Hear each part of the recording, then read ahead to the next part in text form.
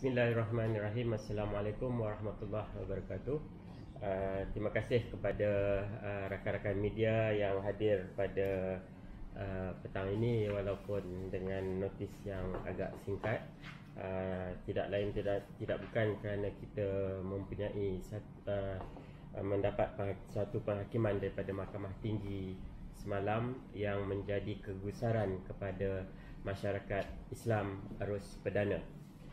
Pertamanya saya mesti katakan bahawa sehingga hari ini pihak kami belum lagi menerima penghakiman penuh kes yang diputuskan semalam.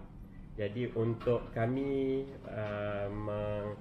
mengulas secara detail terperinci penghakiman tersebut, kami tidak dapat lakukan pada hari ini.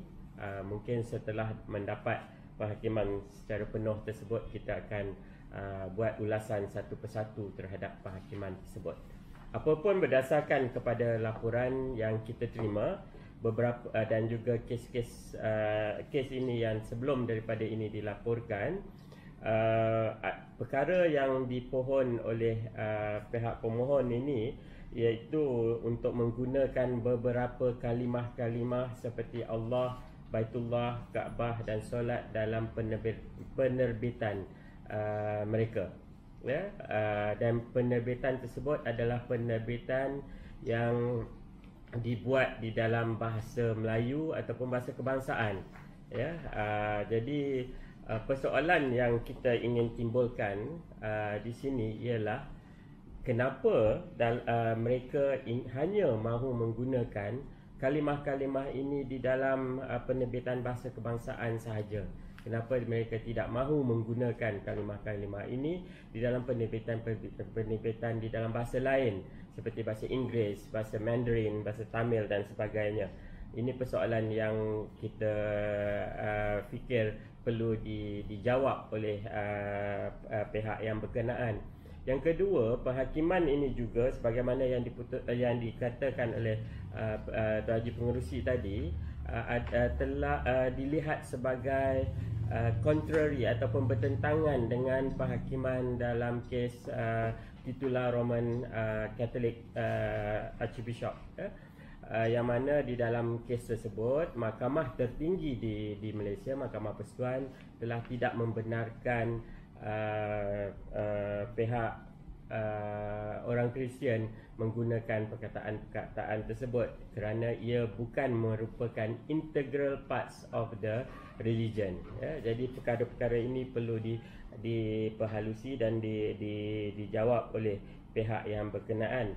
Begitu juga sebenarnya di dalam undang-undang kita, semua negeri di Malaysia selain daripada Pulau Pinang, Sabah dan Sarawak dan wilayah Persekutuan mempunyai undang-undang yang dinamakan Enactment Kawalan dan Sekatan Pengembangan Agama Bukan Islam di kalangan orang Islam, yang mana di dalam undang-undang ini telah mengharamkan ataupun menjadikan satu kesalahan kepada orang bukan Islam merujuk kepada frasa-frasa dan kalimah-kalimah tertentu, termasuklah perkataan Allah, Baitullah, Kaabah dan solat ini bagi merujuk kepada agama mereka, ya. Semua negeri ada undang-undang tersebut, undang-undang sekatan dan kawalan pengembangan agama bukan Islam di kalangan orang Islam ini, melainkan Pulau Pinang, wilayah Persekutuan Sabah dan Sarawak. Di Pulau Pinang pula ada juga tentang kawalan pengembangan agama ini, tetapi ia dimasukkan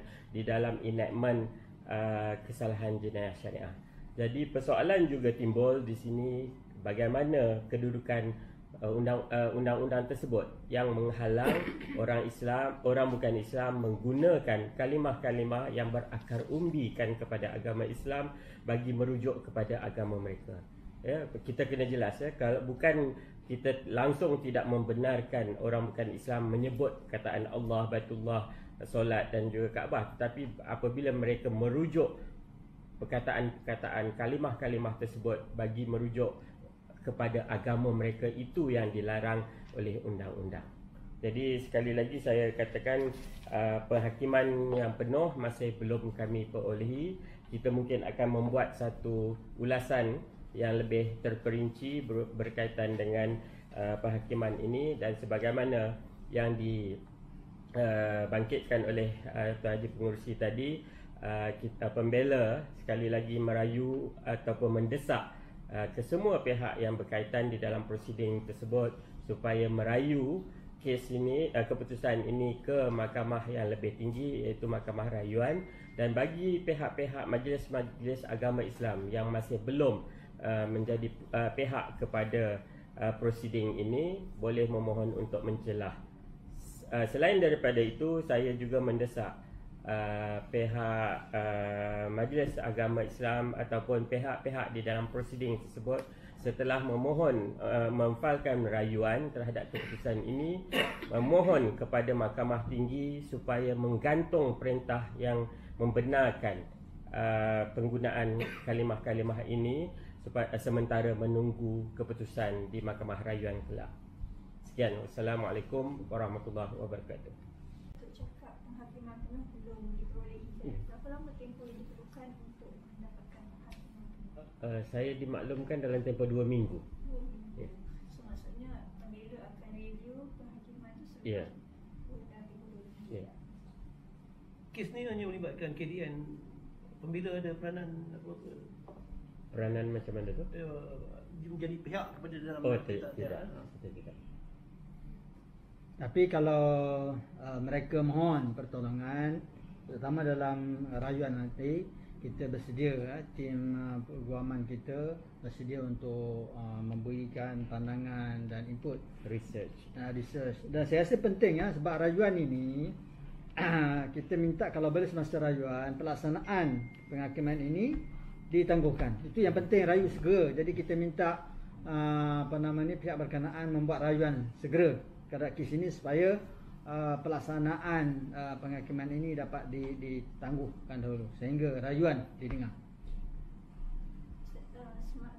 Sebelum ni PAS dengan UMNO dah membuat tuntutan untuk merayu keputusan penghakiman ini, dan hari ini pembela apel untuk dalam masa yang sama, Ketua Timbalan Ketua Majlis Sarawak membidas tindakan membuat rayuan ini dengan mengatakan pihak-pihak yang ingin membuat rayuan ini tidak perlu campur tangan kerana apa yang dibuat ini adalah tindakan yang tidak masuk akal. Mungkin pembela ada komen? Itu bagi lawyer aja. Kita perlu melihat kepada sistem perundangan kita. Sistem perundangan kita memberikan ruang dan juga hak untuk pihak-pihak yang kalah di dalam satu-satu litigasi itu untuk merayu. Kenapa kita nak menafikan hak orang yang tidak mendapat kejayaan di Mahkamah Tinggi untuk merayu? Sama ada perkara itu rayuan itu dibenarkan ataupun tidak, itu adalah perkara yang kedua. Tetapi hak itu diberikan oleh undang-undang, ia bukan satu penyalahgunaan proses. Saya juga nak minta pada parti tadilah, PAS dan UMNO, mereka sebahagian daripada kerajaan. Jadi sepatutnya mereka terus ambil tindakan, tak payah nak menyuruh lagi. Menteri Agama orang dia dan sebagainya, banyak menteri-menteri. Jadi mereka sepatutnya dengan segera, tak payah nak rayu-rayu lagi lah. Kita NGO nak kena rayu, dia orang boleh ambil tindakan saja.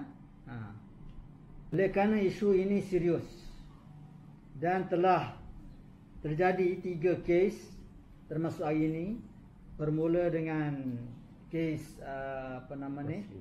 Rosliza, kemudian Iki Putra, dan kali ini kalimah Allah. Dan kita tak tahu lagi, dalam kajian kita, mereka memang ada perancangan yang begitu detail dan licik untuk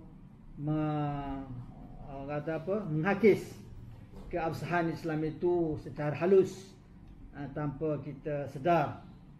Jadi oleh kerana keseriusan perkara ini yang juga boleh menimbulkan masalah security yang disebut oleh sahabat saya tadi, kita akan mengadakan perjumpaan tergempar kepada semua NGO-NGO dalam negara kita ini pada hari Ahad ini. Masa dan tempat kita akan announce insya-Allah, dan kita harap semua NGO-NGO Islam yang prihatin terhadap keabsahan Islam, kemuliaan agama ini dapat bersama-sama dengan kita untuk menyatakan rasa concern mereka.